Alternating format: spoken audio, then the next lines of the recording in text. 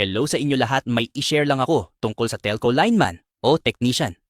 Ano ba itong telco technician? Ito po ay technician ng telecommunication. Like dito, sa Pinas, mayroon tayong PLDT, Globe, Tito, Converge, at yung mga P2P. Itong industry namin ay napakahalaga sa panahon ngayon kasi karamihan ngayon ay nasa internet na hindi tulad dati nung kabataan ko pa. Ngayon mahirap na makakilos ang mga tao pag walang internet. Ang kalagayan ng mga telco technician, minsan or kadalasan, hindi rin madali kasi nasa daanan sila nagtatrabaho at pumapasok sa iba't ibang lugar o barangay at nakakausap o nakaka-inkwentro sila ng iba't ibang mga tao. Isa sa mga challenge nila ay habang nasa poste sila o mga kasamahan nila ay hindi alam kung 100% safe.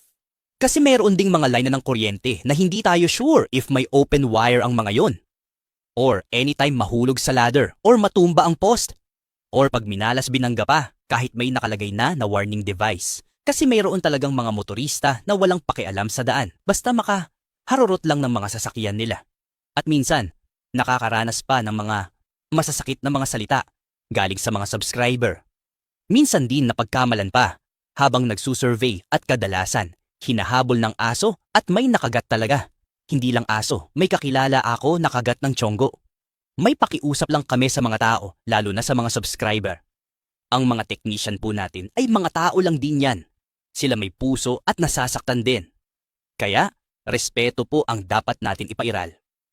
Doon naman sa mga subscriber, pag nasira po ang internet natin, tapos may nakita kayong technician ng telco, tapos nilapitan nyo para ipa-repair ang internet nyo.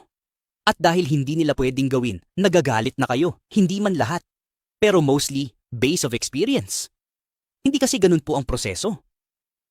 Pag nasira or nawalan tayo ng internet, hindi po advisable ang dumiretso sa technician.